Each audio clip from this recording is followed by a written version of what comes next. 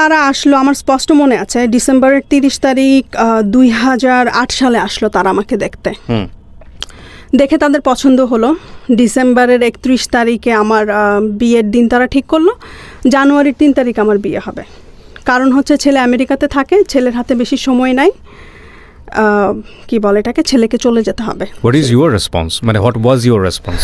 আমার রেসপন্স ছিল যে বাবা মা যেইটা সিদ্ধান্ত নিবে আমি সেইটাই করব। মানে হয় না ওই টিনেজ বয়সে তো আমরা অনেক সময় ফল ইন থাকি কারো না কারো প্রতি বা ওরকম? না, ওই রকম কখনো ছিল না।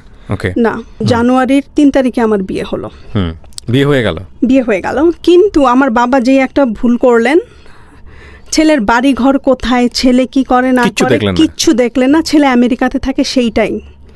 কারণ ছোটবেলা থেকে তার ইচ্ছা ছিল, আমি প্যান্ট শার্ট পরতে খুব পছন্দ করতাম, তো তার ইচ্ছা ছিল যে তার মেয়েকে সে আমেরিকাতে বিয়ে দিবে।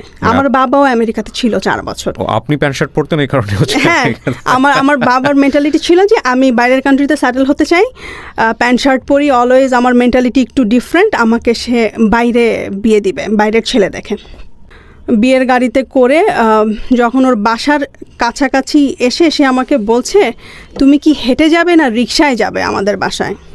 তো আমার না জিনিসটা কেমন যেন খটকা লাগলো। তখন তাদের বাসা ছিল মানিকদি। তো গাড়ি মেইন রোড থেকে নেমে এমন চিপা রাস্তা, 5 মিনিট হেঁটে যাওয়া লাগবে, ইদার রিক্সায় যাওয়া লাগবে। আর রিক্সায় যদি যাই আমি, তাহলে ওই রাস্তা দিয়ে একজন মানুষ পাস করতে পারবে না।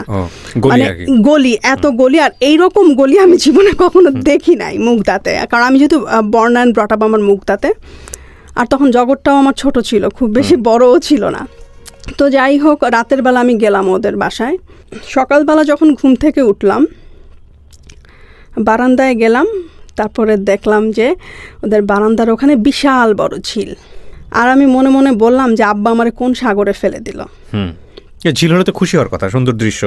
না, আমার কাছে ওইটা ভালো লাগছিল না। মানে রাস্তাটা দেখেই আমার যেন ওই রাত থেকে ইমপ্রেশনটা নষ্ট হয়ে গেছে। আমি ছোটবেলা থেকে আমার যেরকম ড্রিম ছিল যে বিশাল বড় বাসা হবে, সব কিছু সুন্দর ঝকঝকে তকতকে হবে, একটা ড্রিম থাকে না মেয়েদের, যে আমার শ্বশুর বাড়িটা এই রকম হবে। হ্যাঁ, না ড্রিম বয় বাদই দিলাম, বাট শ্বশুর বাড়িটা অনেক সুন্দর হবে, আমার বিয়েটা অনেক ধুমধাম করে হবে, বাট সেটা হয় নাই। ছোটখাটো একটা অনুষ্ঠান করে জাস্ট দিয়ে দেওয়া। আমাদের রিলেটিভস কেউ যদি তার সাথে কথা বলতো না, সে একই কথা বলতো যে আমি তো বিয়ে করতে চাই নাই, আমার ফ্যামিলি আমাকে জোর করে বিয়ে করিয়ে দিয়েছে। এটা মানে ছেলেটা বলতো সব সময়।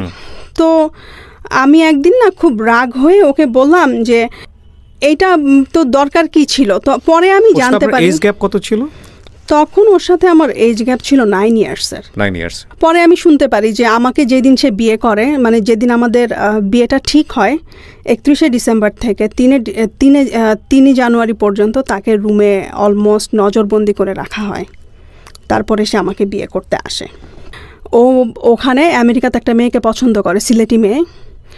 ওই মেয়েকে যদি বিয়ে করে তাহলে তাদের সাথে আর যোগাযোগ করবে না, তারা তাদের ছেলেকে লুজ করবে। এটা আপনি শুনেছেন? শুনেছি। আমি মনে হয় বিয়ের 3 দিনের দিনই আমাকে রান্নাঘরে ঢুকিয়ে দেওয়া হয়েছে। ও যাওয়ার মনে হয় 3-4 দিন আগে একটা মেয়ে ফোন করেছে, আমি ফোনটা ধরলাম। ধরার পরে ওকে চাইলো, আমি ওকে দিয়ে দিলাম। আমি কখনো প্রশ্ন করি নাই যে মেয়েটা কে অথবা কোনো কিছু, ওগুলো আমার মাথাতেই ঢুকে নাই। আর আমার চিন্তা ছিল যে ও তো বাইরে পড়াশোনা করে, মেয়ে ফ্রেন্ড থাকতেই পারে, এটা স্বাভাবিক। তখনও পড়ছিল? হ্যাঁ, তখনও পড়ছিল কমিউনিটি কলেজে। কি সাবজেক্ট নিয়ে পড়ছিল আমি জানি না। ফোনে 24 আওয়ার্সের মধ্যে সে 10 আওয়ার্সই ফোনে কথা বলতো। আমার না ভাল লাগতো না এতক্ষণ ফোনে কথা বলা, কেমন না, আমি তো ইউজ টুও না। সম্পর্ক খারাপ পর্যায়ে তার সাথে কথা বলে আমার আর মিলছিল না কোনো কিছু। আর আমিও আসলে অ্যাকচুয়ালি হ্যাপি না। তার মেন্টালিটি আমার মেন্টালিটি মনে হয় যে 2জন ভিন গ্রহ থেকে আসছি এরকম।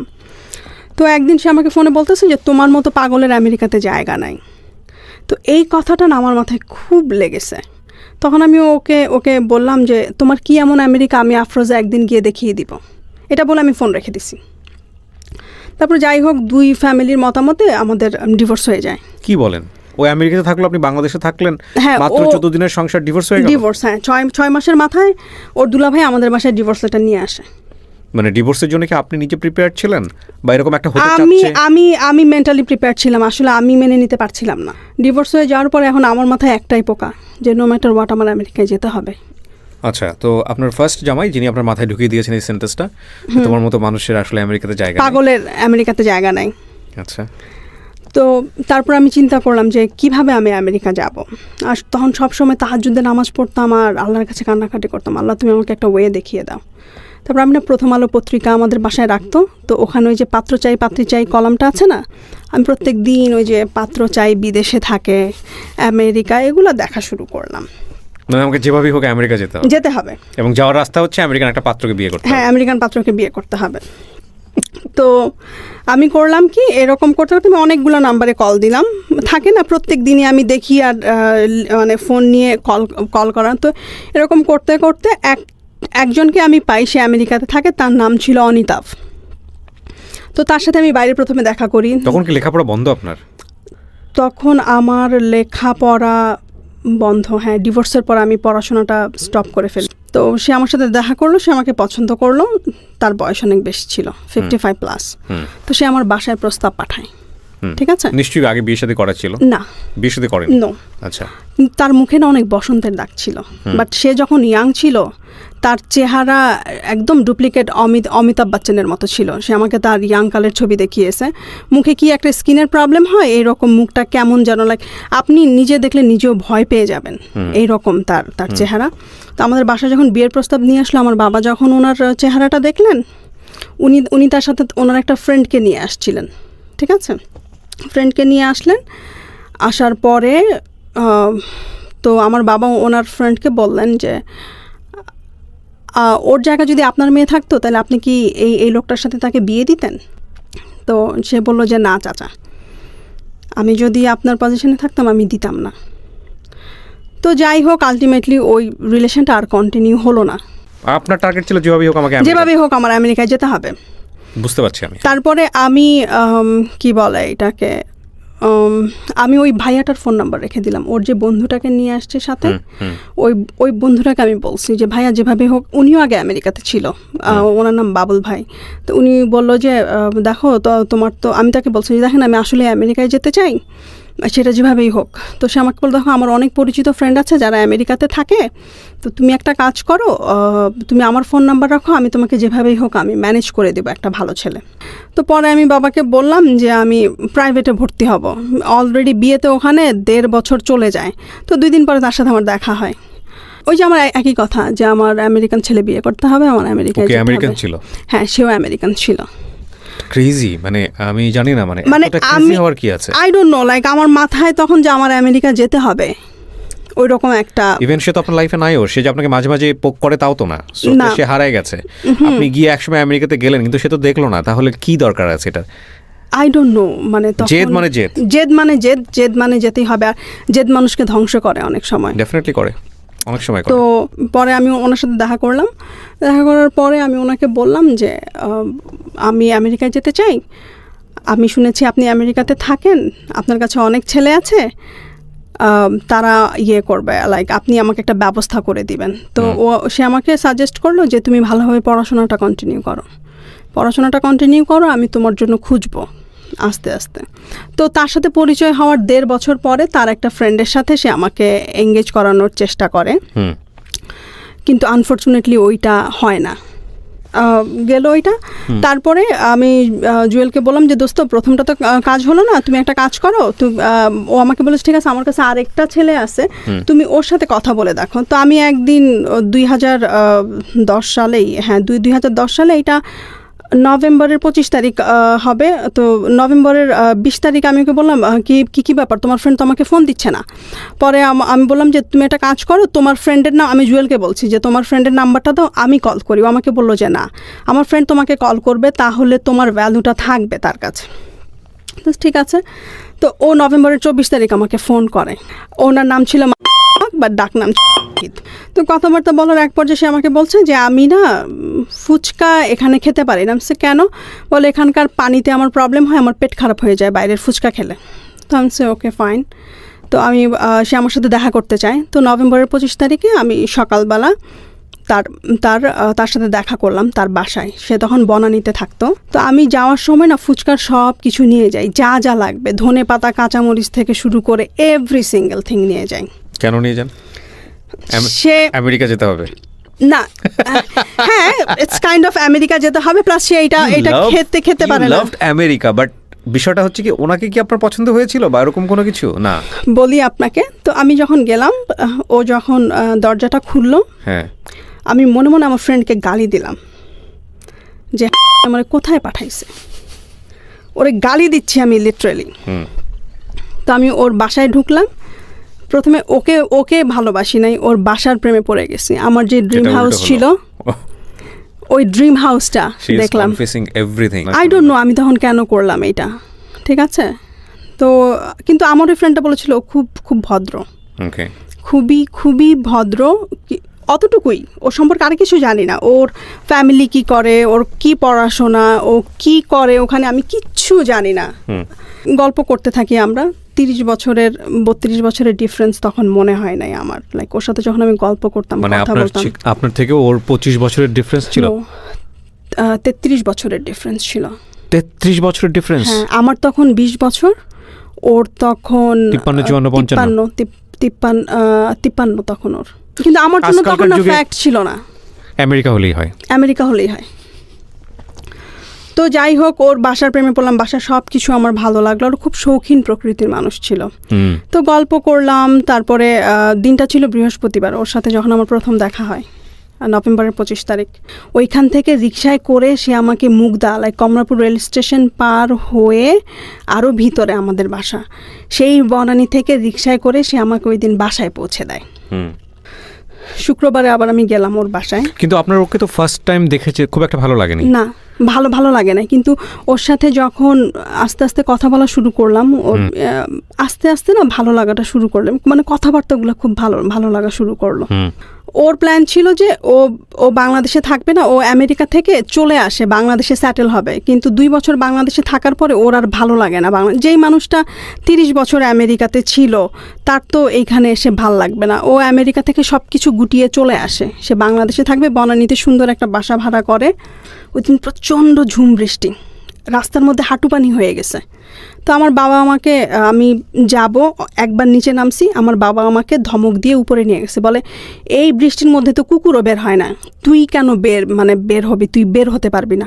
আর আমার মাথায় চিন্তা, আমি তোকে কথা দিয়ে ফেলছি যে আমি সকাল 10টার মধ্যে যেভাবেই হোক আমি বনানীতে থাকবো, আমার তো যেতে হবে। পরে চিন্তা করে আব্বাকে বললাম, বাবা আজকে তো ইউনিভার্সিটিতে যেতেই হবে, কারণ ঢাকা ইউনিভার্সিটির প্রফেসরের ক্লাস যদি মিস করি সে অনেক রাগ হয়ে যাবে। এই কথা বলে আমি একটা রিক্সা নিয়ে আমি চলে গেলাম বনানী। যাওয়ার পরে সে আমাকে বলল যে তোমার ফ্যামিলিতে কেউ আমার কথা জানে? আমি বলছি যে না, কেউ জানে না। সরি, আমি এই কথাটা আমার মায়ের সাথে শেয়ার করেছিলাম যে মা, আমি এরকম একজনের সাথে কথাবার্তা বলি, ভালো লেগেছে। আমার ডিভোর্সের পরে আমার মা আমার বেস্ট ফ্রেন্ড হয়। আমি আমার মায়ের সাথে সব কথাই শেয়ার করি, আমি কোথায় কি করি না করি। তো আমার মা তখন আমাকে বলল যে তুই একটু আমাকে বিয়ে করার আগে, তুই যদি বিয়ে করতে চাস আমাকে একটু দেখাস বিয়ে করার আগে। তো ও যেদিন আমাকে বাসায় পৌঁছে দেয়, আমি গিয়ে আম্মাকে বলি যে আম্মা আসছিল। তো আম্মা বলে তুই আমাকে একটু ফোন করে বলতে, আমি না হয় বারান্দা থেকেই দেখতাম। যাই হোক, তারপর আমি ওর বাসায় যাওয়ার পরে সে আমাকে বলে যে তোমার ফ্যামিলিতে তোমার সাথে কার ফ্রেন্ডলি রিলেশনশিপ? আমার মায়ের সাথে, আর আমার মায়ের সাথেই মোস্টলি। তো আমাকে বলল যে তুমি তোমার মাকে ডাকো, তোমার বড় ভাইকে ডাকো। তখন আমি আমার বাবাকে প্রচণ্ড ভয় পেতাম। পরে আমি ওকে বললাম যে দেখেন মা যদি আসে, ভাইয়া যদি আসে, আপনাকে দেখে জীবনেও এখানে বিয়ে দিবে না। তো ও বললো যে ঠিক আছে, তোমার মাথা গরম হয়ে আছে, একটা কাজ করো, তুমি লাঞ্চ করো, লাঞ্চ করে ঘুমাও, ঘুম থেকে উঠে মাথা ঠান্ডা করে চিন্তা ভাবনা করে আমাকে তোমার সিদ্ধান্ত জানাও। তো আমি লাঞ্চ করলাম, ঘুম থেকে উঠলাম, উঠে আমি বললাম যে না, আমি বিয়ে করব, আমি এক পায়ে দাঁড়া। তো ও বলে যে ঠিক আছে তাহলে চলো। প্রথমে আমরা বনানী মসজিদে যাই। মসজিদে গিয়ে ও একটা মুয়াজ্জিমকে জিজ্ঞেস করে যেখানে বিয়ে পড়ানো হয় কিনা। সে তখন জানতো না বিয়ে কোথায় পড়ানো হয়। ওর ধারণা ছিল যে বনানী মসজিদে বিয়ে পড়ানো হয়। তো আমরা বনানী মসজিদে গেলাম। যাওয়ার পরে ওখানে বললো যে না, আমরা এখানে বিয়ে পড়ানো হয় না, কাজী অফিসে বিয়ে পড়ানো হয়। আপনার গুলশান 2 নম্বরে কাজী অফিস আছে, আপনারা ওখানে যান। তো রিক্সায় করে গুলশান 2-এ গেলাম। আমরা একটা সিএনজি এলাকায় জিজ্ঞেস করলাম, সে বলে যে গুলশান 2-এ কোনো কাজী অফিস নাই, উত্তরা আছে কাজী অফিস, উত্তরা চলেন। তো ও বললো যে না, কি বলে, প্রত্যেকটা এরিয়াতে তো একটা করে কাজী অফিস থাকে। তো কে যেন রাস্তায় একজনকে জিজ্ঞেস করলো যে কাজী অফিস কোথায়, বললো যে গুলশান 1-এ। আবার গুলশান 1-এ গেলাম। আমরা একটা ওই যে কি বলে ইস্ত্রি করে যে ধোপার দোকান না, ওখানে কেউ জিজ্ঞেস করলো যে এখানে কোনো কাজী অফিস আছে কি না গুলশান 1-এ। তো সে বললো যে না, আপনি গুলশান 2-এ যান, কাঁচা বাজারের উপরে দোতলায় কাজী অফিস আছে। ওখানে যাওয়ার পর একটা ঝামেলা হলো কাবিনের টাকা নিয়ে। কাজী জিজ্ঞেস করলো যে কত টাকা কাবিন। আপনারা দুজনেই তো, আর তো কেউ না? আর কেউ নাই। হ্যাঁ, সাক্ষী আমরা বলেছি যে আমরা পরের দিন এসে দিয়ে যাব। আচ্ছা, সাক্ষী, উকিল টুকিল সব কিছু। তো পরে আমাকে ও বললো যে তুমি বিয়ের কাবিনের টাকা কত চাও? তো আমি বলছি যে 50,000। তখন কাজী বলতেছে বিয়ের কাবিন তো এত কম হয় না। তো ও আমাকে বললো তাহলে তুমি কত চাও? আমাকে বলছে আমি তাহলে 1 লাখই দাও। তখন কাজী বললো যে আপনাদের স্ট্যাটাস অনুযায়ী 1 লাখ যায় না। তো ও তখন বলতেছে তাহলে 10 লাখ দাও। আমি বলি যে না, কারণ কাজীরা যে প্রত্যেক লাখে 2,000 করে দেওয়া লাগে ওদেরকে।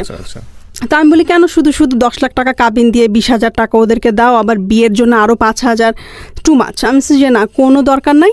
পরে কাজী ও বলতেছে তাহলে কাজী সাহেব আপনিই বলেন কোনটা আপনার মডারেট অ্যামাউন্ট হবে। তো কাজী বললো যে তাহলে 4 লাখ করেন। তো আমি যখন কবুল পড়ি তখন মাগরিবের আজান দিচ্ছিল।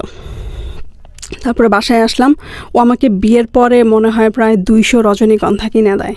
আমার রজনীগন্ধা খুব প্রিয় একটা ফুল। ওর দিক থেকে কোনো আত্মীয় ছিল না? না, কেউ ছিল না। ইভেন ওরা কয় ভাই বোন, ওর মা বাবা কি আছে না আছে আমি কিচ্ছু জানি না। ও ম্যান, আমি কিচ্ছু, you being so crazy for him? I don't know আমি কেন ক্রেজি ছিলাম। ওর কথাবার্তা কিছু একটা আমাকে মানে ওর কথাবার্তা, আচার ব্যবহার আমার প্রতি ও খুব কেয়ারিং ছিল। আপনারা যারা গল্পটা শুনছেন বা দেখছেন তাদের অনেকেরই আমি বারবার বলছি যে ওনাকে জাজ করতেছেন। আমি জানি এই গল্প যারা দেখবেন তারা ম্যাক্সিমাম এই কাজটাকে করবেন। ডোন্ট জাজ হার। আপনারা নিজেকে প্রশ্ন করেন এগুলো আমাদের লাইফে ঘটে কিনা, তাহলেই বুঝতে পারবেন। ওকে, তারপর? ও অনেক কেয়ারিং ছিল, আমাকে একটা বেবির মতো ট্রিট করতো। ওকে, বাট এটা খুব অল্প সময়ের জন্য না, আপনার 1 সপ্তাহ তো হয় নাই, তার মধ্যে আপনি দুই সপ্তাহ। নভেম্বরের 24 তারিখে, নভেম্বরের 25 তারিখে দেখা হলো, ডিসেম্বরের 9 তারিখে বিয়ে করলাম। তার আগে মোট 4 বার না 5 বার দেখা হয়েছে ওর সাথে আমার। তো আপনি এর মধ্যেই আপনি কেয়ারিং এর ব্যাপারটা নিয়ে আসছেন, মানে এত দ্রুত আপনি ওর প্রতি ডিভোটেড হয়ে গেলেন।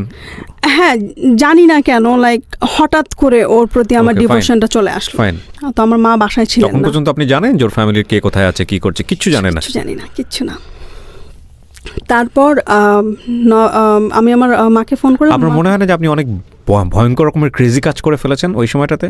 না, তখন মনে হয় সেটা তো আপনার ফ্যামিলি করেছিল একটা। আপনি যদি আপনার কথা যদি সত্য মেনে নেই, কারণ এই প্রশ্নগুলো আমাকে করতে হবে।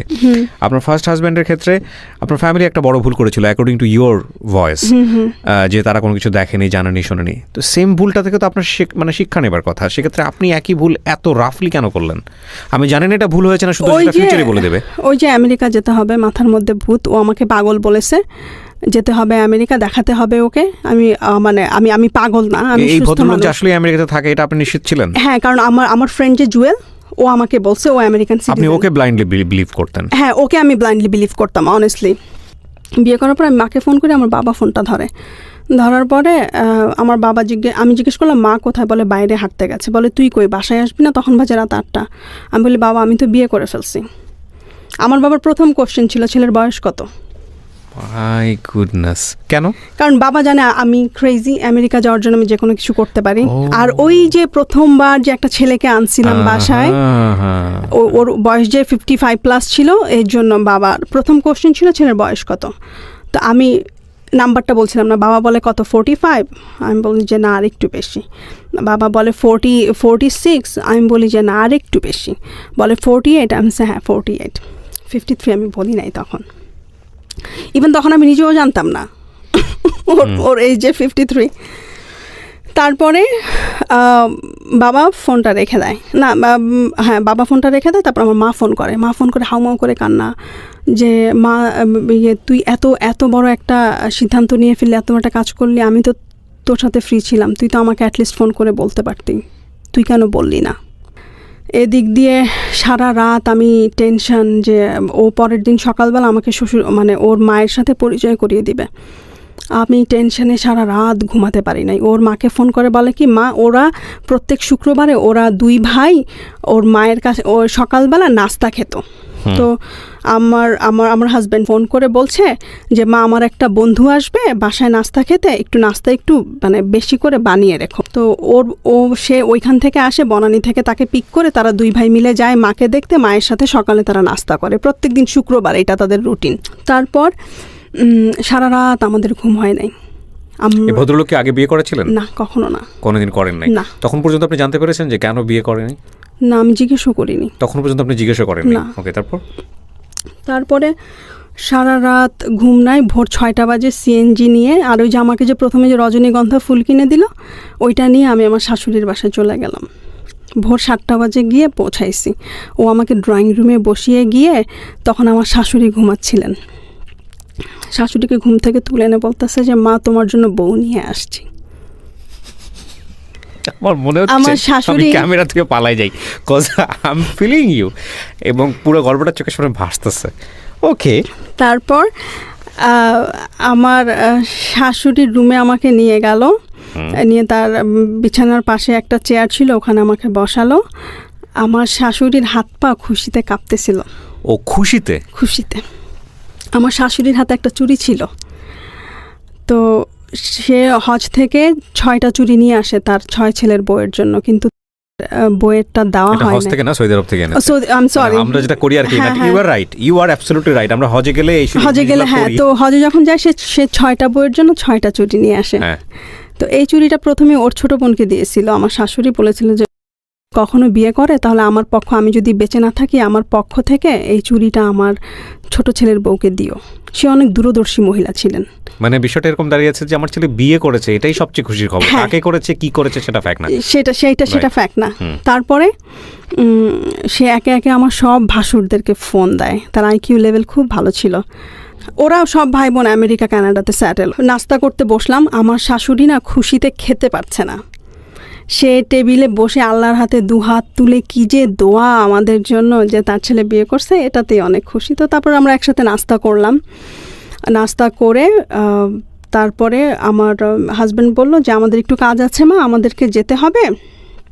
তো ও এর মধ্যেও আবার ছবি তুললো। এখানে আমার প্রশ্ন হচ্ছে যে আপনার হাজব্যান্ডের জায়গা থেকে কোনো প্রবলেম ছিল না? তাহলে আপনার হাজব্যান্ডের পক্ষ থেকে তো কেউ থাকতে পারতো আপনাদের বিয়েতে? ও না একটু ইন্ট্রোভার্ট টাইপের ছিল, ও না সারপ্রাইজ দিতে খুব পছন্দ করতো। ওকে, তো আমি বাসায় আসলাম। আপনি বিয়ের আগে কখনো জিজ্ঞেস করেননি যে তোমার ফ্যামিলিতে কোনো প্রবলেম হবে কিনা আমাকে নিয়ে? সে বলছে যে না। আমি যখন জিজ্ঞেস করলাম বলে যে না, কোনো প্রবলেম হবে না। এই জন্য এইটা আমার লাইফ, লাইক আমার জীবন, আমি সিদ্ধান্ত নিব। কে কি মনে করলো না মনে করলো সেটা আমার দেখার বিষয় না। ওকে। তো সন্ধ্যাবেলা আমি ওনাদের বাসায় যাই। বাসায় যাওয়ার পরে কিছুক্ষণ বসার পর আমি আমার বাবার বাসাতে যাই আমার হাজব্যান্ডকে নিয়ে, প্রথমবার বিয়ের একদিন পরে। মা বাবাকে ফোন করে বলি সে আসতেছে। তো যাওয়ার পরে আমাদের বাসার যেই কালচার, টেবিল ভর্তি খাবার দাবার।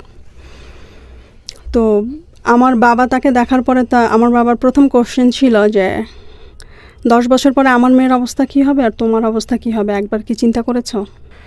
তো ও কি উত্তর দিয়েছে আমি জানি না, পরে আমি শুনেছি যে আমার বাবা ওকে প্রথম এই কোশ্চেনটা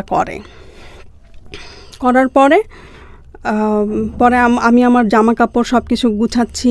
আমার বাবা এসে ওর সাথে কিছুক্ষণ কথা বললো, এসে দরজার সামনে বলতেছে যে ও একটা পাগল, ওর সাথে তুই জীবনে কখনো সংসার করতে পারবি না। এটা ছিল আমার বাবার প্রথম কথা আমার সাথে আমার বিয়ের পরে। তারপর আমাকে বলতেছে আমরা কাউকে এখনও বলি নাই তুই বিয়ে করছিস, এখনও সময় আছে, চলে আয়। তারপর আমি আমার বাবাকে বলি যে না, আমার বিয়ে হয়ে গেছে, আমার পক্ষে সম্ভব না ফিরে আসা।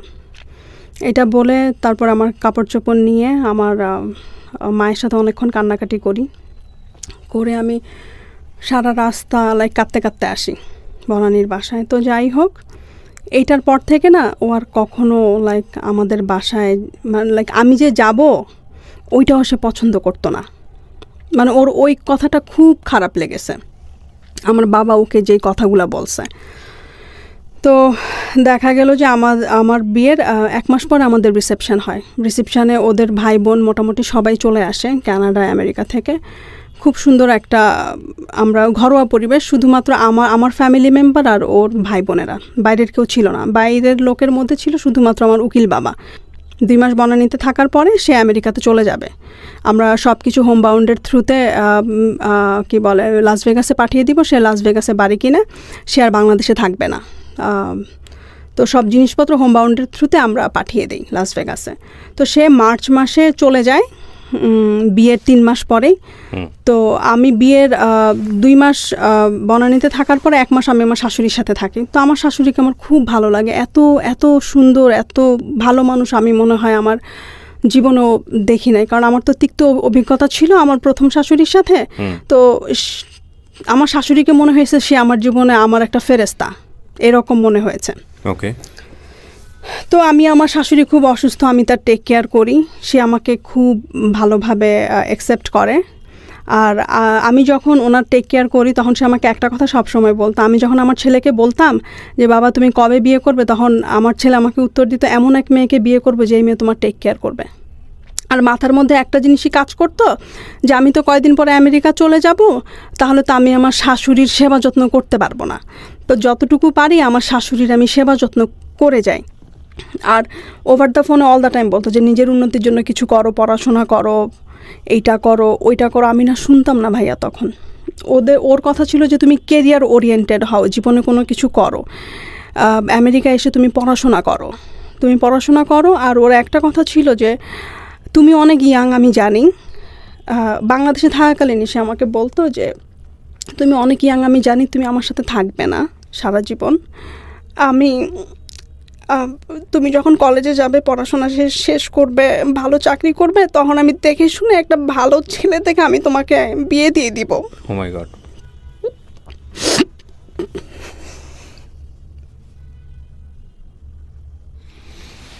আমি শুধু আপনাদেরকে এতটুকু বলতে পারি যারা এতক্ষণ ধৈর্য ধরে শুনেছেন, আমি সবসময় একটা কথা বলি যে জীবন নাটকের চেয়ে অনেক অনেক বেশি নাটকীয়। এই স্টোরিটা কোথা থেকে বাঁক নিয়ে কোথায় গিয়ে দাঁড়িয়ে কোথায় গিয়ে থামবে আপনারা ইমাজিন করতে পারবেন না। লাস্ট ব্রেথ মানে স্টোরির লাস্ট মিনিট পর্যন্ত আপনাদেরকে রিকোয়েস্ট করব শোনার জন্য। ওয়াও।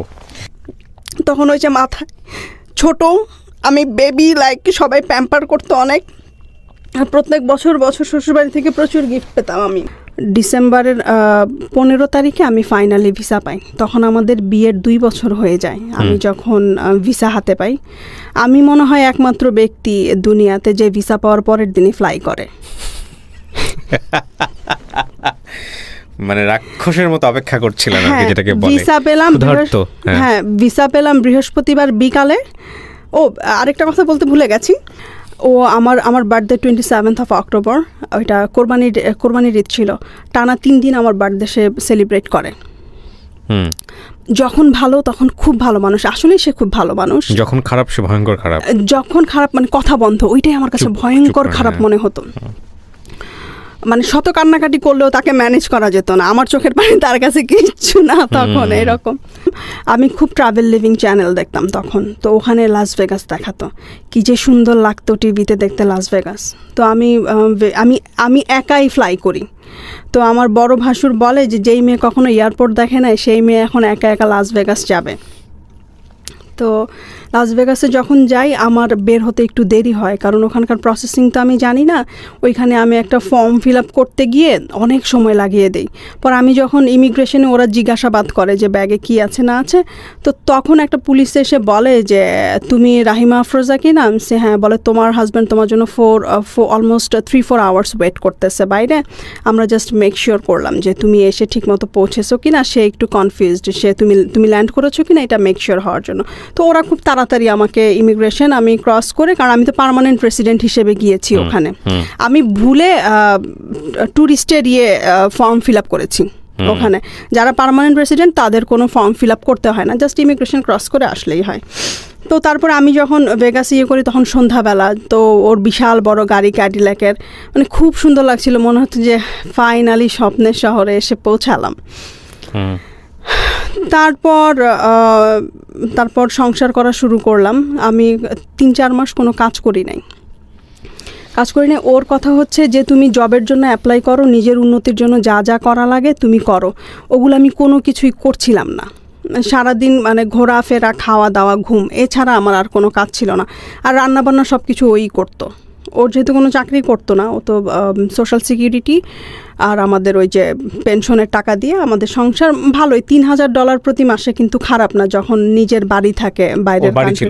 হ্যাঁ, ভেগাসে আমাদের ডুপ্লেক্স হাউস ছিল, ও কিনে ওইটা পার্সোনালি। ওর এটা প্রথম বাসা আমেরিকাতে, নিজের কেনা বাসা।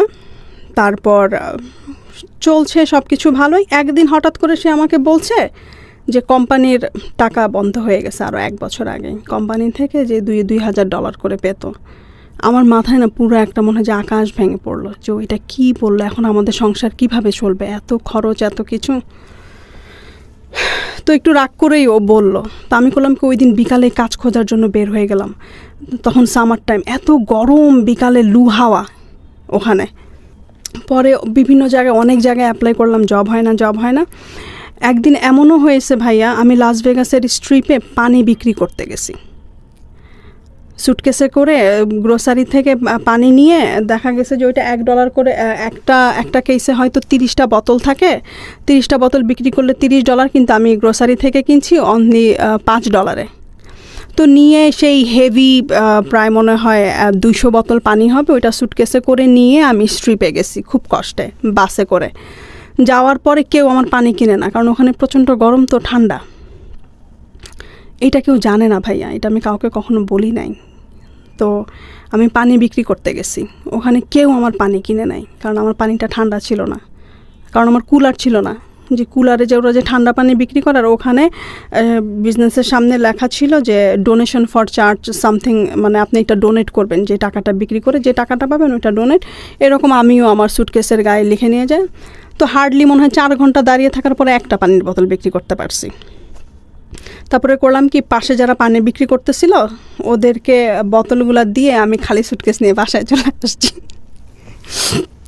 যে বললাম যে আমাকে দিয়ে হবে না। ও আরেকটা কথা আমি বলতে ভুলে গেছি, আমি যখন আমেরিকাতে আসি আমার শাশুড়ি আমাকে $300 দিয়েছিল, আর আমার ভাসুর আমাকে $200 দিয়েছিল আমার ম্যারেজ অ্যানিভার্সারি উপলক্ষে। সো মোট $500 নিয়ে আমি আমেরিকাতে আসি। আমেরিকাতে আসার পরপরই আমার হাজব্যান্ড করলো কি, ওয়াইফাই কানেকশন আর টেলিফোন কানেকশনের যে বিলটা $70 করে এভরি মান্থ, সেটা সে আমাকে পে করতে বললো। লাইক আমার নামে নিল, আমাকে পে করতে বললো। আমি যাওয়ার মনে হয় 4-5 মাস পরে আমাকে রেসপন্সিবল বানানোর জন্য, যে আমার তো এটা পে করতে হবে, তখন আমার একটা কাজ করার আগ্রহ হবে। আর ওখানে সত্যি কথা ভাইয়া, যাওয়ার পর আমি না লেজি হয়ে গেছিলাম। ও যদি আমাকে ওই টাকা বন্ধ হওয়ার কথা যদি না বলতো না, তাহলে আমি হয়তো কাজও খুঁজতে যেতাম না, এরকম অবস্থা। তো অনেক জায়গায় কাজ খুঁজলাম, কাজ পেলাম না। একদিন ভোর 5:30 বাজে কাজ খুঁজতে বের হয়েছি। তো আমাদের বাসার পাশে একটা 7-Eleven ছিল। তো 5:30 ওখানে গিয়ে আমি অ্যাপ্লিকেশন ফর্ম চাইলাম, যাওয়ার পরে দিল। ওইটা ওনার ছিল, আমি জানতাম না। তো সে বলল যে আমি তোমার ইন্টারভিউ নিব এখনই। তো আমি 6টার মধ্যে অ্যাপ্লিকেশন ফর্ম পূরণ করলাম। করার পরে উনি আমাকে বলল যে আমি এত বছর এখানে কাজ করি, কোনো মেয়ে মানুষকে দেখি নাই ভোর 5:30 এসে কাজ খুঁজতেছে। You are the only one. আর তখন কমিউনিকেশনও প্রবলেম ছিল। এখন যেরকম প্রবলেম হয় না ইংলিশে কথা বলতে, আমরা ইংলিশটা বুঝি আমরা যখন স্কুল কলেজে পড়াশোনা করি, কিন্তু আমরা তো তখন স্পিকিংটা প্র্যাকটিস করি নাই। তো আমার না তখন এমন অবস্থা ছিল যে পেটে বোমা মারলেও ইংলিশ বের হতো না। কী বলতেছে বুঝতে পারছি, কিন্তু ও তখন করতো কি, আমাকে বলতো যে তুমি ইংলিশ মুভি দেখো, ইংলিশ সব কিছু দেখো, আর আয়নার সামনে নিজে নিজে দাঁড়িয়ে প্র্যাকটিস করো কথাবার্তাটা করার জন্য, ঠিকঠাক করার জন্য। কারণ কমিউনিকেশন স্কিলটা এখানে অনেক ইম্পর্টেন্ট, সব কাজের ক্ষেত্রে লাগবে। এখানে কমিউনিকেশন স্কিলস যদি না থাকে তুমি কিচ্ছু করতে পারবে না। তো ও না ভবিষ্যৎ কিভাবে ভালো হবে, মানে কেরিয়ার কিভাবে বিল্ড আপ হবে, ওই কথাগুলো না সব সময় বলতো। ওগুলো আমার শুনতে ভালো লাগতো না। তখন কথা কি, আমেরিকাতে তো এসেই গেছি, আর আমেরিকাতে আসার 1 সপ্তাহ পরেই 10 বছরের গ্রিন কার্ড পাইছি। আমারে কি আর আমেরিকা থেকে ভাগাবে, এরকম একটা মন মানসিকতা। তো আমি ওখানে 3-4 মাস কাজ করি। কাজ করার পরে হঠাৎ করে আমার হাজব্যান্ড 2013 সালের 10ই অগাস্ট স্ট্রোক করে। আচ্ছা, সাডেনলি আমি কাজ থেকে বাসায় যাই, ওর সাথে কথা বলি, আমরা লাঞ্চ রেডি করব। এমন সময় হঠাৎ করে ও বলতেছে ওর প্রচণ্ড ঘাম দিচ্ছে আর মানে গরম লাগছে। ও বলতেছে আমার শরীরটা খুব খারাপ লাগছে। আমি ফ্যান ছেড়ে দিছি ভাইয়া, তারপরে দরদর করে ঘামাচ্ছে। তারপরে বাথরুমে গেল, প্রচণ্ড তার মাথা ব্যথা, চিৎকার। ব্রেন স্ট্রোক হওয়ার 3 দিন পরে ও ফুললি কোমাতে চলে যায়। প্রায় 3 দিন কোমাতে থাকে। তো তখন ডাক্তার আমাকে বলছে যে এখন সব কিছু আল্লাহর হাতে, ওকে আমরা কোনো ওষুধ দিতে পারছি না, ব্লাড থিনার অথবা কোনো কিছু। কারণ ব্লাড থিনার দিলে দেখা যাবে যে ব্রেইনে ব্লিডিং হওয়া শুরু করবে, আবার এদিক দিয়ে ব্লাড থিনার যদি না দেয় তাহলে হার্ট অ্যাটাক হওয়ার পসিবিলিটি আছে। আমাদের হাতে কোনো কিছু নেই, সব কিছু আল্লাহর হাতে। দেখেন, মিরাকেলের জন্য অপেক্ষা করেন যদি কোনো মিরাকেল ঘটে। তো তখন আমি করলাম কি, সারাক্ষণ ওর হাত, ও তখন আইসিইউতে, আর আইসিইউতে শুধুমাত্র ওয়াইফকে অ্যালাউ করে ওখানে ওরা। তো আমি আইসিইউতে ওর হাত ধরে সারাক্ষণ বসে থাকতাম আর শুধু আল্লাহকে ডাকতাম। আর আমি যখনই নামাজ পড়তাম তখনই আল্লাহকে একটা কথা বলতাম যে আল্লাহ, আমি যাতে ওর সেবা যত্ন করে কবরে যেতে পারি, ও যতদিনই বাঁচে আমি যাতে ওর টেক কেয়ারটা করতে পারি। তারপরে ওর আত্মীয় স্বজন সবাই যায় 1 by 1 আমাকে টেক কেয়ার করার জন্য। বাট আমি টানা মনে হয় 25 দিন হসপিটালে ছিলাম ওর সাথে। টানা 25 দিন হসপিটালে থেকে বাসায় আসি, তখন হাতের অবস্থাও খারাপ, আমার একটা জবের দরকার। তখন বাঙালি এক ভদ্রলোক, ওখানকার কমিউনিটি লিডার, সে আমাকে তার অফিসে একটা জব দেয় 25 ঘন্টা। আর লাস ভেগাসে না প্রথম 6 মাস 1 বছর ফুল টাইম জব পাওয়া অনেক টাফ, ওখানে অ্যাভেলেবল না জবের। নিউ ইয়র্কে যেরকম জব অ্যাভেলেবল, বাট লাস ভেগাসে ওই রকম না, জব অ্যাভেলেবিলিটি খুবই কম। তারপরে যাই হোক, ওকে হসপিটাল থেকে আনার পরে ওকে হসপিটাল থেকে আনার মনে হয় 1 সপ্তাহ পরেই আমি কাজে জয়েন করি ওই বাঙালির অফিসে। তো এই জিনিসটা না ও পছন্দ করতো না যে আমি বাঙালিদের সাথে কাজ করি। আচ্ছা, ও বলতো যে বাংলাদেশের সাথে কাজ করলে তুমি কোনো কিছু শিখবে না। তো তারপর যাই হোক, ওর ব্রেন স্ট্রোক হওয়ার পরে ও বাসায় আসার পরে না মানে কেমন যেন হয়ে যায়, ওর কোনো কিছু বললেই অনেক রাগ হয়ে যায়। মানে ভালো কথা বললেও সে আমার মানে কেমন যেন একটা বিরক্তিকর একটা ভাব, এটা ওইটা। তো তারপরে একটা সময় আমাদের যখন ঝগড়া তুমুল পর্যায়ে চলে যায়, তো আমরা আলাদা রুমে থাকা শুরু করি। কারণ ও কেন রাগ করতো সেটা তো জানতাম না কখনোই আমি। তো আলাদা রুমে থাকা শুরু করি। আলাদা রুমে থাকা শুরু করার পরে এরকম করে প্রায় 3 থেকে 6 মাস চলে যায়। হঠাৎ করে 2014 সালের মে মাসের 14 তারিখ আমার শাশুড়ি মারা যায়। আমার শাশুড়ি মারা যাওয়ার পরে ওর মধ্যে আমি আরও চেঞ্জ দেখতে পাই। তারপরে ও বাড়িটা বিক্রি করে দেয় হঠাৎ করে, লাস ভেগাসের বাসাটা। সে লাস ভেগাসে থাকবে না। তো ওইটা নিয়ে আমাদের মূলত অশান্তি ফ্যামিলিতে, যে আমি এত কষ্ট করে কাজ করি, বাজার করি, সব কিছু করার চেষ্টা করি। তো তারপরে আমরা বাড়ি বিক্রি করে মোটেলে উঠি। ঠিক আছে, মোটেলে উঠি। ওর কথা ছিল যে ও লাস ভেগাসের কোথায় ঘুরতে যায় নাই, ওর শখ ছিল আমাকে নিয়ে লাস ভেগাসের গ্র্যান্ড ক্যানিয়ন দেখা, এইটা দেখা, ওইটা দেখা, সব কিছু ঘুরবে ও। তো আমাকে বলে তুমি জবটা ছেড়ে দাও, জবটা ছেড়ে দিয়ে আমরা একটা কাজ করি। তখন আমি একটা ফুল টাইম জব পাই গ্যাস স্টেশনে, ফুল টাইম ক্যাশিয়ার। মোটামুটি ভালো ইনকাম করি, প্রত্যেক মাসে $3,000 $2,000 এরকম ইনকাম হয় সব কিছু নিয়ে। তো আমাকে বলে কাজটা ছেড়ে দাও, আমরা 2 সপ্তাহ ঘুরবো, ঘুরে টুরে তারপর আমরা মিশিগানে শিফট হব। তো আমি ওর ওই কথাটাতে আমি রাজি হই না। আমার কথা কি যে কাজ করে নেই, টাকা সেভ করে নেই, কারণ মিশিগানে গিয়ে কখন জব পাবো, কি পাবো না পাবো তার তো কোনো নিশ্চয়তা নাই, সব তো আনসার্টেনিটি সবখানে। ঝগড়া লাগার এক পর্যায়ে সে আমাকে বলতেছে তুমি যদি আমার সাথে মিশিগান যেতে চাও তোমার আজকে রাতে জব ছাড়তে হবে। আমি বলছি যে না, আমি জব ছাড়বো না, তুমি একটা কাজ করো, অ্যাড্রেস লিখে দিয়ে যেও আমাকে, আমি পরে গিয়ে তোমার সাথে জয়েন করব।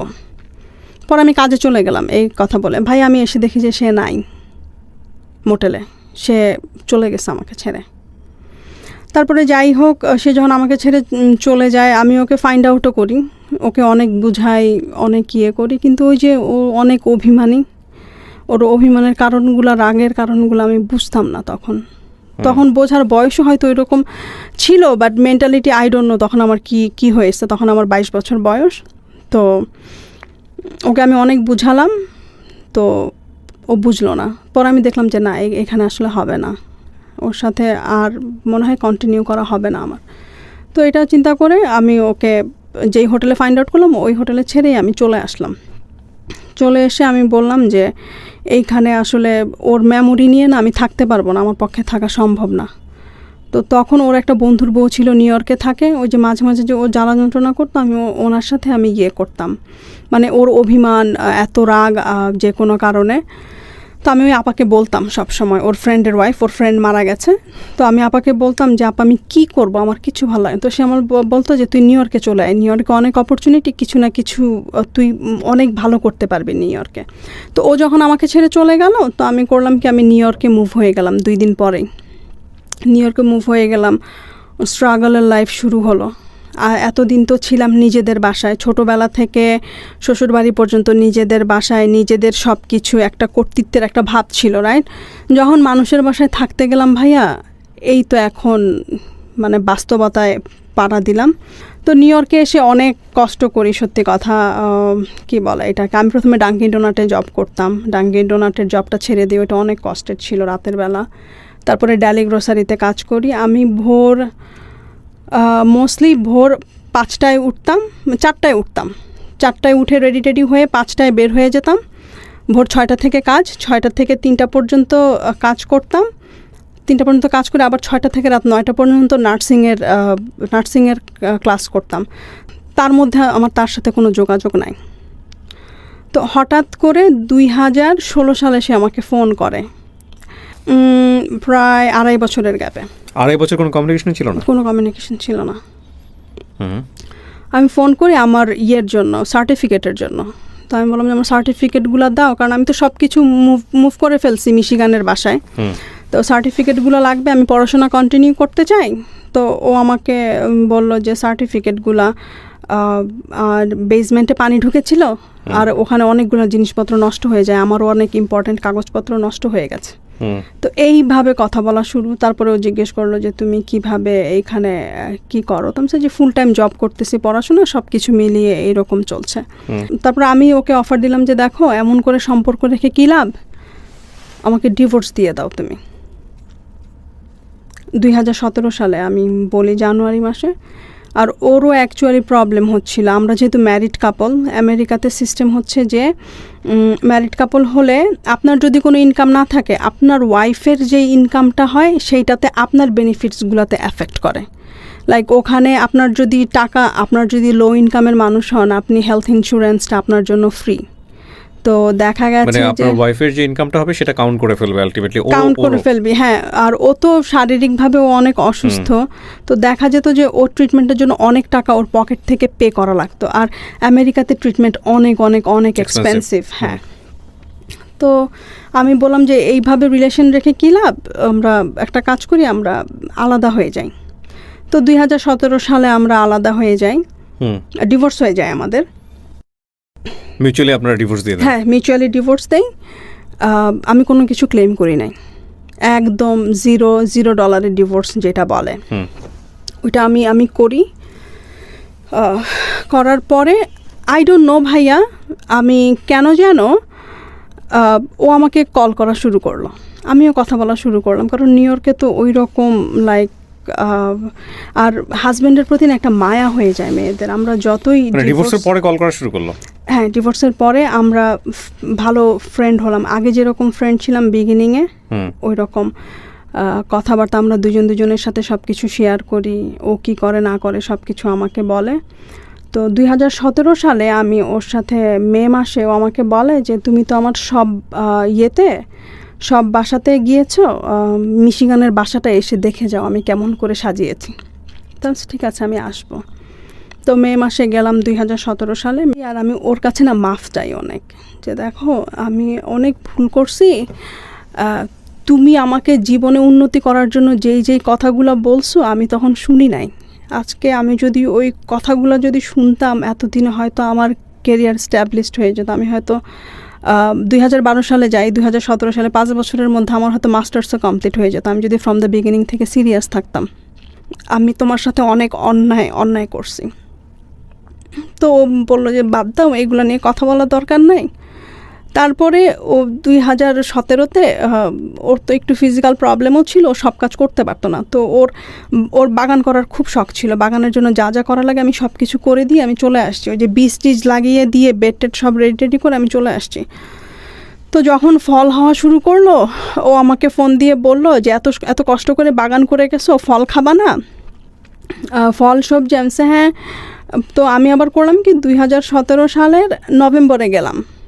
তো গিয়ে দেখি যে খুব সুন্দর বাগান হয়েছে, এটা ওইটা। ওখানে গেলে না ও আমাকে কাজ করতে দিত না। ভাইয়া তোমার কোনো কিছু করা লাগবে না, তুমি তো নিউ ইয়র্কে অনেক কষ্ট করো, অনেক কিছু করো, তো তুমি একটা কাজ করো, তুমি কি বলে এটাকে, তুমি এইটা তোমার ভ্যাকেশন হাউস, তুমি এখানে সে ভ্যাকেশন করবা, কোনো কিছু করবা না।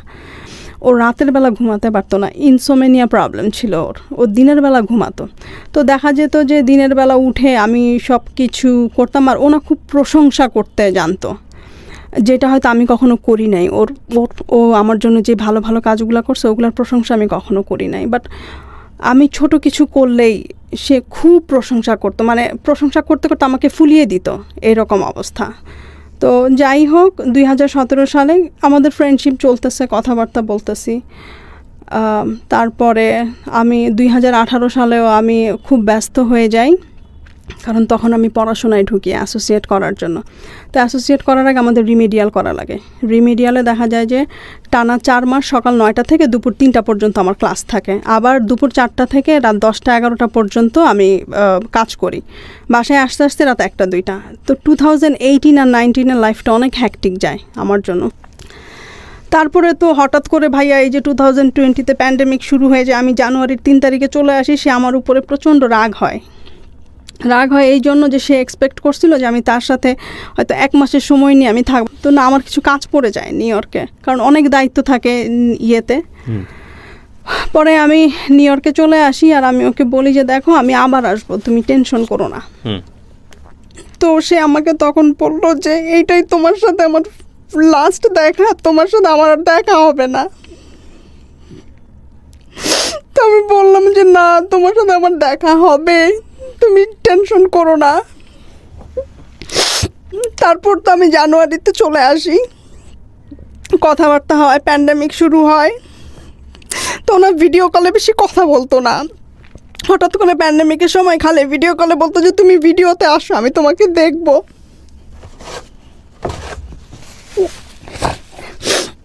আর খালি বলতো যে আমি আর বেশি দিন বাঁচবো না, তোমার সাথে আর আমার দেখাও হবে না। তা আমি না এটা মানে আমি ওকে, ও যখনই ফোন করতো প্যান্ডেমিকের পরে, মানে প্যান্ডেমিকের সময়, তখন বলতো যে ও আমাকে রামনি বলে ডাকতো, যে রামনি তোমার সাথে আমার আর দেখা হবে না ফিজিক্যালি। আমি বলি যে না, তুমি কি বলো, তোমার সাথে আমার দেখা হবে। তারপরে ও অনেক রিকোয়েস্ট করতো, তুমি একটু আসো, তুমি একটু আসো, আমি তোমাকে দেখবো, তোমাকে দেখতে খুব মন চাচ্ছে। তো আমি না প্যান্ডেমিকের জন্য যাই নাই, কারণ নিউ ইয়র্কের অবস্থা তো তখন খুব খারাপ ছিল। আমেরিকাতে ছিল তখন না বাংলাদেশে ছিল? ও তখন আমেরিকাতে, মিশিগানে। তো ও কথাবার্তা বলি, আর যখনই ওরে আমি ফোন করি না, ওর একই কথা, যে আমি মরে যাব, আমার না এমন জীবন আর ভাল লাগে না, আমি না এই জীবন আমি টায়ার্ড হয়ে গেছি, আমি কারো উপরে ডিপেন্ড হয়ে মরতে, মানে ডিপেন্ডেবল হয়ে আমি মরতে চাই না, আমি কি বলে আমি হঠাৎ করে মানে মরতে চাই। মারা যাওয়া টেক কেয়ার করতো কেউ সময়? কেউ তো না, নিজে জিনিস নিজেই করতো সব কিছু। আর ওকে আমি বলছি, ও অনেকবার হসপিটালে গেছে, 2019-এও 2020-তেও। তো আপনাদের মধ্যে এত ভালো বন্ডেজ, তাহলে আপনি কেন ওর পাশে ছিলেন না ওই সময়টাতে? ওই যে ওর রাগ নিতে পারতেন না, মানে না, রাগটা করলে আর একটা ঝামেলা তৈরি হতো। ঝামেলা রাগটার কারণেই শুধুমাত্র, আমি ওর রাগটাকে না আর অভিমানটাকে অনেক ভয় পেতাম। রাতের বেলা ডিনার করার পরে আমি ফেসবুক স্ক্রল করছিলাম, আচ্ছা, তো হঠাৎ করে আমার একটা ফোন আসে যে মিশিগান লেখা। ওকে। তো আমাকে বলছিল যে আমি হসপিটালের ইমার্জেন্সি কন্ট্যাক্টে তোমার নাম দিয়ে রাখছি। তো আমি মনে করছি যে হয়তো ও আইসিইউতে, হয়তো আমাকে ওইখান থেকে ফোন দিয়েছে মিশিগানে। তো আমি না ফোনটা ধরছি, ধরার পরে আমাকে একটা মহিলা বলতেছে যে my name is Rashima, do you know mister Haque? I say yes, and then she asked me like what's the relationship between you and him, and then আমি ওকে বলতেছি যে he is my ex-husband. তো বলতেছে honey, I have a bad news for you. Then so what? He passed away yesterday Saturday evening at 6 o'clock. ভাইয়া বিশ্বাস করবেন না, আমার মাথায় না আকাশটা একদম ভেঙে পড়ছে মনে হয়। যে যেই মানুষটার সাথে আমি কথা বললাম শনিবারে, সুস্থ মানুষ, সে কিভাবে শনিবার বিকাল 6টায় চলে যায়। তারপর আমি ওকে জিজ্ঞেস করলাম যে ও কিভাবে মারা গেল। পরে বললো যে ফ্রন্ট ইয়ার্ডে তো ওই ফলের সময় অনেক পাতা পড়ে, শীত আসার আগে ওইটা ক্লিন করতে গিয়ে ওখানেই সামনেই মরে পড়েছিল।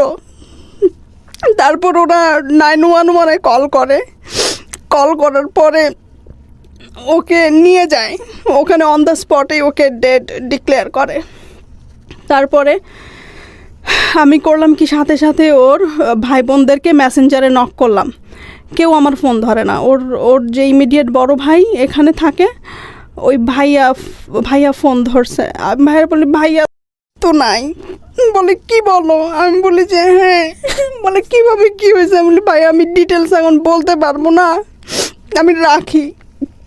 তারপরে ওর ভাবি আমার ফোনপে কল দিল, নিউ ইয়র্কে যে থাকে, সে ফোন দিয়ে বলতেছে যে এরকম তো কল আসছে, আমি তো মনে করছি জাঙ্ক কল, আমি জাঙ্ক কল মনে করে কথা বলি নাই, আমি রেখে দিছি। পরে যাই হোক, ওর ভাই বোনরা ওর একটা ভাইয়ের বউ চায় নাই যে আমি ওর ফিউনারেলে যাই। তো আমি তাকে বলছি যে ভাবি আপনারা যদি যান মিশিগানে আমাকে একটু নিয়ে যান সাথে করে, কারণ আমার তো মাথা কাজ করতেছে না, কি বলে আমি ওকে শেষ দেখা দেখতে চাই। কারণ তো অনেকবার আমাকে যেতে বলছিল, আমি তো প্যান্ডেমিকের জন্য ভয়ে যায় না, কারণ আমি যদি করোনা ভাইরাস নিয়ে যাই ওর কাছে, ও তো এমনিতেই অসুস্থ মানুষ, ও হার্টের পেশেন্ট, স্ট্রোকের পেশেন্ট, ওর খারাপের জন্য আমি যাই নাই। তো আপনারা আমাকে কাইন্ডলি নিয়ে যান। পরে ভাবি বলো যে ঠিক আছে আমি জানাবো। পরে দেখি যে রাত 12:30 বেজে গেছে, জানায় না ভাইয়া, আমার তো টিকিট কাটতে হবে। পরে আমি ওর নেইবারকে কল দিলাম, তো আমি ওরে বললাম যে আমি যদি আসি তুমি কি আমাকে নিয়ে যেতে পারবা? ওকে শেষবারের মতো দেখাতে বলে যে হ্যাঁ পারবো, সমস্যা নাই। পরে আমি করলাম কি, নভেম্বরের 9 তারিখ সোমবার ভোর 6টার ফ্লাইটে আমি চলে গেলাম। তারপরে সোমবারে আর মর্গে আমাদেরকে ওর চেহারা দেখালো না, জাস্ট ছবি দেখালো, প্যান্ডেমিকের জন্য ওরা মর্গে কাউকে ঢুকতে দেয় না। তারপরে মানডেতে আমি ওর বাসায় আসলাম, দুপুরবেলা বাসায় এসে দোতলায় উঠলাম, উঠে ওর বিছানাতে গিয়ে কিছুক্ষণ আমি 5 মিনিট ওর বিছানাটা, ওর গায়ের স্মেলটা আমি নেওয়ার চেষ্টা করছিলাম ওই বিছানা থেকে। তো হঠাৎ করে না কেন জানি ভাই আমি ওর বেড সাইড ড্রয়ারের টেবিলটা আমি খোলার পরে ওখানে লেখা রাহিমা আফরোজা, আমার ফোন নাম্বার, আমার বাসার অ্যাড্রেস নিউ ইয়র্কের। তারপরে না আমি ওই খামটা পাই, এনভেলপটা, ওখানে দেখি যে একটা লকারের চাবি আর মোটামুটি ভালো একটা অ্যামাউন্ট, যেটা দিয়ে কিনা আমি সারা জীবন যদি এটাকে প্রপার ইউটিলাইজ করি মোটামুটি ভালোভাবে আমি চলতে পারবো।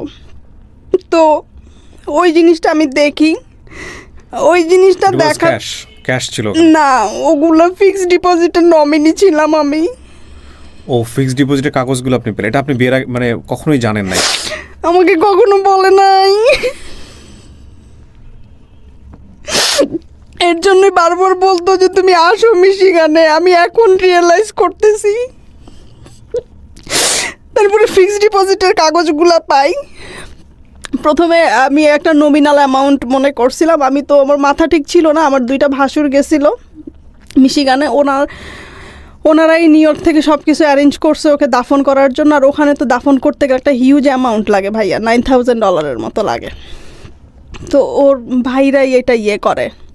আমি বলছিলাম যে আমি কন্ট্রিবিউট করতে চাই। ভাইয়ারা বলে যে না, আমাদের নিয়ত ছিল যে ওর কিছু হয়ে গেলে আমি পে করব, এটা আমি পে করব, তোমার কোনো কিছু করার দরকার নেই। পরে আমি তো একটা নমিনাল অ্যামাউন্ট প্রথমে মনে করছিলাম সোমবারে বিকালবেলা। তো ওকে মঙ্গলবারে দুপুরবেলা আমরা দাফন করে আসলাম বিকালবেলা বাসায়। আসার পরে মঙ্গলবারে তো আমরা সবাই টায়ার্ড মেন্টালি ফিজিক্যালি। আর ওই বাসায় যাওয়ার পরে ভাই আমি পানি আর জুস ছাড়া আমি আমার গলা দিয়ে আমি কোনো সলিড ফুড নামাতে পারি নাই। মানে মনে হয়েছে যে এখানে যা কিছুই আমি খেয়েছি এই বাসায় আমি ওর সাথে খেয়েছি। আমি তো একা কখনো কোনো কিছু খাই নাই। তো আমি 4 দিন ছিলাম ও মারা যাওয়ার পরে ওখানে। তো মঙ্গলবার ওকে যখন দাফন করতে যাই, ওকে যখন দেখি ফিউনারেল হোমে, তখন আমি বলি যে আমি তো তোমাকে দেখতে আসছি, এবার তুমি চোখ দুইটা খুলো, তুমি একটু দেখো।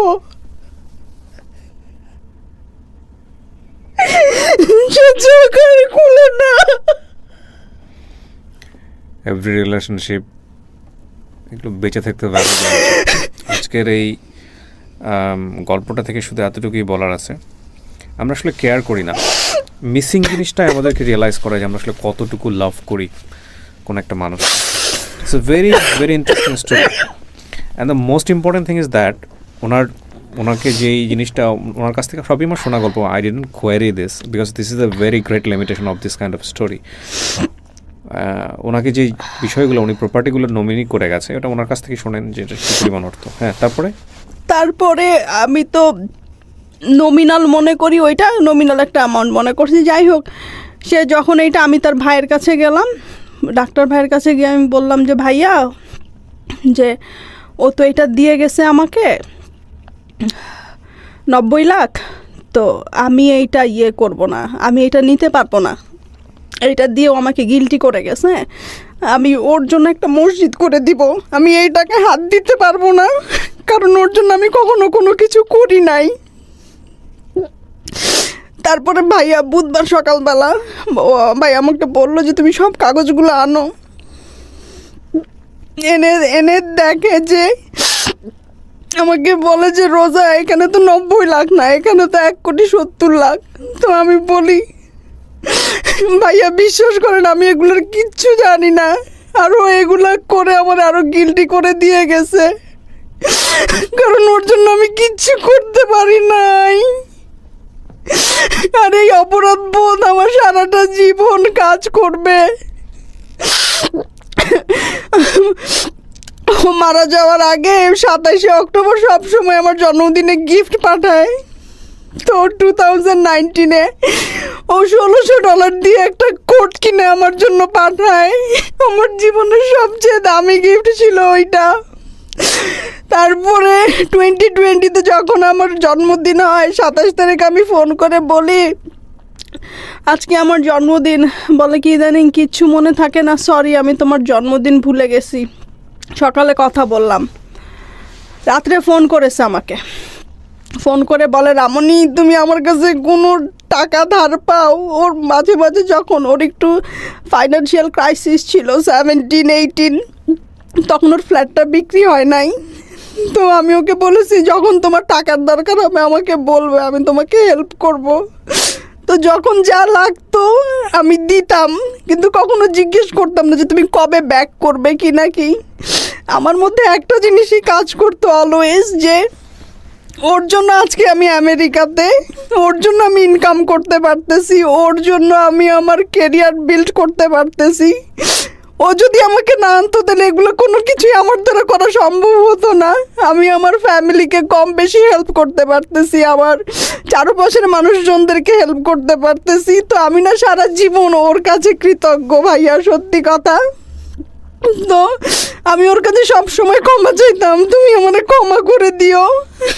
তো আমাকে বলে আমি তোমাকে অনেক আগে ক্ষমা করে দিছি, তুমিও আমাকে ক্ষমা করে দিও।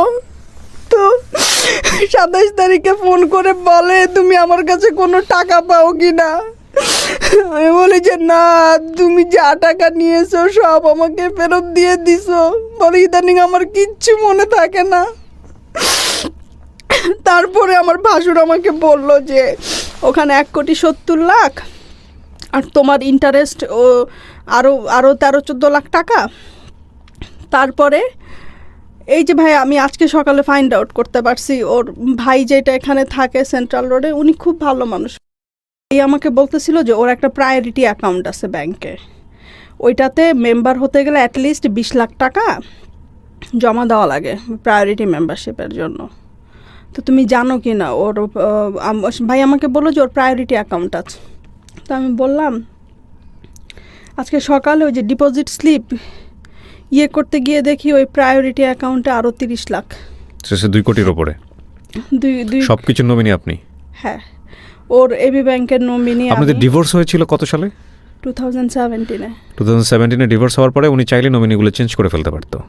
না, ও নমিনি করেছে আমাকে 2019-এ নভেম্বরে। ও ও ওয়াও, এটা কোনো রিলেশনশিপ লাগে না বা কি হয় না, কিছু লাগে না? ওখানে না সে আমাকে হাউস ওয়াইফ দিয়েছে। আচ্ছা। আর সে না এক্স ওয়াইফ কথাটা কখনো উচ্চারণ করে নাই। আমি এটা কিভাবে বুঝেছি, একদিন আমরা বাইরে রেস্টুরেন্টে খেতে গেলাম, তো টেবিল অনেক কম ছিল, তো আমরা একটা টেবিল শেয়ার করলাম। তো একটা লোক জিজ্ঞেস করলো, ও তোমার কী হয়? বলে যে আমার ওয়াইফ হয়। তার 1 মিনিট পর আমার জিজ্ঞেস করলো, আমাকে বললো, রামুনি তুমি কি রাগ করছো যে আমি তোমাকে আমার ওয়াইফ বলছি? আপনাদের রিলেশনশিপটা এরকম হলো কেন? আপনি কেন আপনি কখনো জিজ্ঞেস, আপনি তো গিল্টি ফিল করেন, সেটা আমি এপিসোড যারা দেখবেন সবাই বুঝবে, ডেফিনেটলি আপনি গিল্টি ফিল করেন, কিন্তু আপনার এই সিচুয়েশন হওয়ার পেছনে যথেষ্ট কারণ ছিল। কিন্তু আপনার এই গল্প শুনে একটা শিক্ষা আমার নিশ্চয়ই এসছে, সেটা আমি শেয়ার করবো আমার দর্শকদের সঙ্গে। কিন্তু এই জীবনটা তো এরকম হওয়ার কথা ছিল না, এরকম কেন হলো আপনার কি মনে হয়? না, ও আমাকে না জিজ্ঞেস করতো যে তুমি কেন সংসার শুরু করো না, তোমার তো জীবন পড়ে আছে, আমার তো জীবন শেষ, তুমি কেন শুরু করো না? তো আমি ওকে বলতাম যে ন্যাড়া বেলতলায় একবার যায়, আমি তো 2 বার গেছি, আমার তো শিক্ষা হয়ে গেছে, আমার আর ইচ্ছা নেই। আমার মনে হয় কি যে সংসার করতে গেলে আবার আগে যেই প্রবলেমগুলো সাফার করছি, আবার যদি ওই রকম কিছু হয়, এখন একটা ভয় কাজ করে, এখন আর কাউকে বিশ্বাস করতে পারি না। প্রথম কথা, এই অর্থ আপনি এখন যে জীবনে আছেন বা আপনি যা করছেন, তাতে হয়তো অর্থের প্রয়োজন হবে না আপনার লাইফ সেটেল করার জন্য, কারণ আপনি নিজে ইনকাম করতে পারেন। ওনার ফ্যামিলির দিক থেকে কি কোনো ধরনের কোনো চাপ আছে এই অর্থ নিয়ে? না না, ওদের একটাই কথা, ওরা খুব ভালো মানুষ, এটা আমি বলবো। তারা আমার সাথে কখনো খারাপ কোনো কিছু করে নাই, আমার শ্বশুরবাড়ির লোকজন কখনোই না। আমার ভাসুর আমাকে বলছে যে এটা শেষ ইচ্ছা ছিল, আমরা ওর শেষ ইচ্ছার রেসপেক্ট করব, ওদের কারো কোনো সে নাই। It's a beautiful story. First of all, আপনি আপনার ইডিওলজি, আপনার এথিক্সের জায়গাটা থেকে আপনি যে কোনোভাবে এই গল্পটাকে মূল্যায়ন করতে পারেন। বাট আমি প্রথমে যে কথাটা বলেছি সেটা হচ্ছে, ডু নট জাজ দ্য গেস্ট। যিনি এখানে আসেন তাকে জাজ করবেন না। আপনি আপনার এই জায়গাটা থেকে কী নিলেন সেটাই হচ্ছে বড় কথা। আমরা আমাদের গল্পটার বিন্যাস এমনভাবে করেছি যাতে করে কাউকে এখানে হেয় না করা হয়, সবাই খুব রেসপেক্টের জায়গাটায় থাকেন। আমি একটা জিনিস বলতে পারি, সেটা হচ্ছে যে ওনাদের ভেতরের যে আন্ডারস্ট্যান্ডিংটা, যেটা সবচেয়ে ভালোভাবে গ্রো করেছে, সেটা হলো ডিস্টেন্স তৈরি হওয়ার পরে। এবং ওই একটা কথা আছে না যে আপনি আসলে যাকে ছাড়ছেন তাকে আসলে আসলেই ছাড়া উচিত কিনা, এটা অভিমানের পর্যায়ে বা রাগের পর্যায়ে গিয়ে ছাড়া কিনা, বা ছাড়লে আসলে স্টে করতে পারবেন কিনা, বা ছাড়ার পরেও ওই মানুষটা আপনাকে আসলে চায় কিনা, অত্যাবশ্যকীয় মানুষ কিনা, সেটা একটু ভেবে চিন্তেই তারপরেই ছাড়া উচিত। তো সেই জায়গাটা থেকে উনি যেটা বলেছেন, খুব সুন্দর করেই বলেছেন যে আমার বয়সটা অনেক অল্প ছিল, আমি বুঝতে পারিনি। কিন্তু উনি যেভাবে ম্যাচিউরলি অনেক জিনিসগুলো ডিল করেছেন, এই ভদ্রলোক, ওনার হাজব্যান্ড, এক্স হাজব্যান্ড, এবং দেখেন নিঃসন্দেহে উনি খুব ভালো করে এই বিষয়টা বুঝেছেন যে আমাকে ছেড়ে গেলেও কি অদ্ভুত। ওই লোকটার গল্পটা যদি আমি আজকে আনতে পারতাম, ওই লোকটার কাছ থেকে যদি আনতে পারতাম, তাহলে বিষয়টা অনেক চমৎকার হতো। কারণ এত কিছু ছাড়ার পরেও ডিভোর্স হয়ে গেল, সমস্ত কিছু হয়ে গেল, উনি কিন্তু চাইলেই মানে এই প্রপার্টিটা অন্য কাউকে দিয়ে যেতে পারতেন। হ্যাঁ, ডিভোর্স হয়েছে মানেটা কি, তিক্ত সম্পর্ক আমরা যেটা জানি আমাদের সামাজিকতার জায়গাটা থেকে, কিন্তু তারপরেও সবচাইতে কাছের মানুষের কাছেই সমস্ত প্রপার্টি, ওনার জীবনদশায় যা আছেন সমস্ত কিছু দিয়ে গেছেন। অদ্ভুত সুন্দর গল্প, আমার খুব ভালো লেগেছে। আপনি এত মানে ঘা তো খুব দগ্ধ ঘা, মানে কয়েকদিন আগের ঘটনা যেটা বুঝতে পারছি। এই অবস্থায় আপনি হচ্ছে আমাদের শ্রদ্ধেয় গুরুজন, আমি বলি আমাদের বাদল সৈয়দ স্যার, তার সঙ্গে আপনার পরিচয় হয় ফেসবুকে, এবং উনি আমাকে রেফার করেন আপনার ব্যাপারে, এবং আপনি আসছেন আজকের এই গল্পটা বলার জন্য। আমি শুধু একটা প্রশ্ন করেই আজকের এই অনুষ্ঠানটা শেষ করতে চাই, আপনি গল্পটা কেন বললেন এই গল্পটা? কারণ আপনার এই উত্তরের মধ্যেই অনেক বড় মেসেজ থাকবে আমি বিশ্বাস করি। যেই যার উপরে রাগ হন, দুইজন মানে রাগের কি বলে এটাকে, সময়টা না খুব বেশি দীর্ঘ করবেন না। রাগ হওয়ার সাথে সাথেই জিনিসটা মিউচুয়াল আন্ডারস্ট্যান্ডিংয়ের ভিতরে সমাধান করার চেষ্টা করবেন। কারণ রাগ ও অভিমান না মনের মধ্যে পুষতে পুষতে একসময় এমন বড় হয়ে যায়, তখন এটা ডিভোর্সের আকারে চলে যায়। তো আমি বিশেষ করে মেয়েদেরকে বলবো যে কারো হাজব্যান্ড যদি ইন্ট্রোভার্ট টাইপের হয় তাদের সাথে যাতে বেশি বেশি কথা বলে, তাদের সাথে যাতে ফ্রেন্ডলি হয়, হাজব্যান্ডদের সাথে যাতে ওপেন বুক হয়, স্পেশালি যারা ইন্ট্রোভার্ট টাইপের মানুষ, যারা কোনো কিছু কারোর সাথে শেয়ার করে না। আপনার এই গল্প শুনে অনেক মানুষই আপনাকে, যেহেতু এটা সোশ্যাল মিডিয়াতে যাবে, অনেক মানুষই আপনাকে তীক্ষ্ণ মন্তব্য করবে, বাঁকা মন্তব্য করবে, এবং খুব কমন একটা মন্তব্য আসতে পারে যে টাকাটা যদি আপনি না পেতেন বা যদি আপনার এই ব্যাংক অ্যাকাউন্টের এই নমিনিগুলো আপনি যদি না হতেন, তাহলে কি কৃতজ্ঞতা বোধ বা ভালো লাগাটা বা ভালোবাসাটা বা আজকের অনুষ্ঠানে আপনি আসতেন কিনা? আসতাম। ওর কথাগুলা বলতে, যে ডিভোর্সের পরেও না ভালো সম্পর্ক মেনটেন করা যায় এক্স হাজব্যান্ডের সাথে, ফ্রেন্ডের মতো। প্রিয় দর্শক এবং শ্রোতা, লাইফের আরেকটা এপিসোড আমরা শেষ করলাম। This programme is produced by studio of creativerse and planning and hosting by আমি আরজি কিবরিয়া। প্রতিটা গল্পই আমাদেরকে কিছু না কিছু শেখাবে। সম্পর্ক বিষয়টা চর্চার মতো। আমি এটা বলছি মানে যেটা আমার জীবনে সত্য বা আপনি দেখছেন মানে যে আপনার জীবনে সত্য, বিষয়টা এরকম নয়। কারণ এর চেয়েও বড় ভুল, এর চাইতেও বড় রকমের প্রবলেম এটা আমাদের ব্যক্তি জীবনে থাকতে পারে, সেটা হয়তো অন্য রকমই। এই ভদ্র মহিলাটি আজকে এখানে এসে অকপটে নিজের কথাগুলো স্বীকার করেছেন বলেই আজকে হয়তো বা তাকে অনেকেই জাজমেন্টে নেবেন, যেটা আমি প্রথম থেকেই বলছিলাম যে ডু নট জাজ হার, বরং নিজেকে জাজ করাটা খুব জরুরি। ওনার এই জায়গাটা থেকে আমরা যদি শিখতে পারি, আমরা যাদের সাথে যেই সম্পর্কে আছি, প্রত্যেকে যে সম্পর্কে আছি, সেই জায়গাটার যদি আমরা একটু রেসপেক্ট বাড়াতে পারি